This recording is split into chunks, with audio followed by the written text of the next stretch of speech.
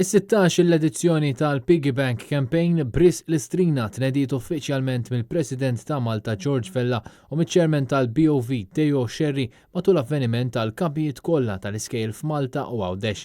Din il-kampanja stabilixxiet ruħha sew fit-tħejja l-Istrina fejn kull sena mijiet ta' Piggy Banks jitqasmu fl-iskejjel kollha primarji u sekondari fil-Gżejjer Maltin.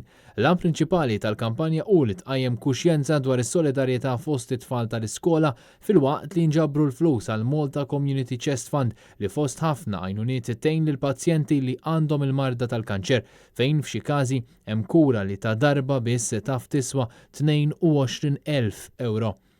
Din il-kampanja bdiet lura fl-2004 u minn 12,000 liri Maltin li kienet l-ewwel għotja sal-lum inġabru viċin 2 miljun euro.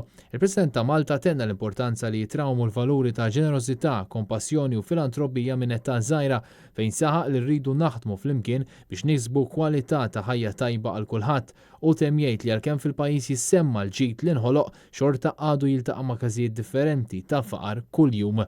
Il-fondi miġbura permezz ta' din il-kampanja inkluż donazzjoni mill-Bank of Valletta se jiġu preżentati matul ix-xandira tal-Istrina fis-26 ta' Diċembru.